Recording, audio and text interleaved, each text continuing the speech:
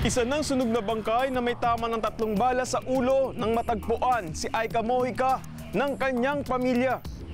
Dahil sa karumal-dumal na sinapit ni Aika, agad iginasa ng mga otoridad ang isang investigasyon.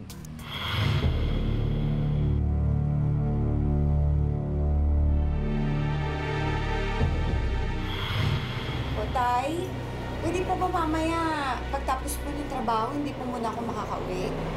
Base sa mga salaysay ng testigo na nakalat ng San Felipe PNP sa Zambales, matapos magpaalam ni Aika noong Hulyo 24, 2015 sa kanyang ama. Jeff, sumama naman ako sa birthday party mamaya. Hindi ako pwede, te. Sige Kailangan na, ako. wala akong kasamang lalaki. Nakipagkita muna siya sa kanyang kapatid na si Jeff para magpasama sa pupuntahang party, subalit hindi siya nasamahan. Saglit lang tayo, ha? Sige Pwede, na. te. Next time na lang pag pwede ako, ha? Dahil dito, mag-isang dumalo si Aika sa kaarawan ng kaibigan. Hoy, Aika, isasabay ka daw mamaya ng boyfriend ko pauwi sa Olongapo. Eh, ba't naman ako sasabay sa boyfriend mo? Kaya ko naman umuwi mag-isa.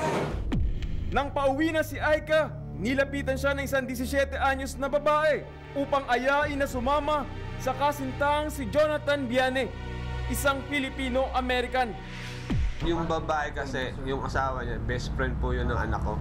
Yung Jonathan Dwayne po, asawa po ni Lian, na best friend ng anak ko.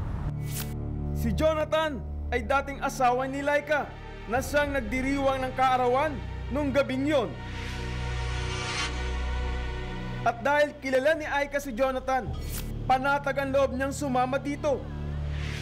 Hindi ko kaya yung konsensya ko po, tsaka sobrang awa ko na po dun sa pamilya ni Aika, tsaka po sa mga kaibigan niya. Sobrang bait naman po ni Aika kahit nung gabing yun lang po siya nakilala. Bye-bye! Ingatan mo yung kaibigan ko, ha? Nakita rin kasama ni Jonathan sa loob ng kotse ang isang Niño de Jesus. Ito na ang huling pagkakataon na nakitang buhay si Aika. At ang mga nakasama niya nung gabing yon, bigla na lang naglaho na parang bula.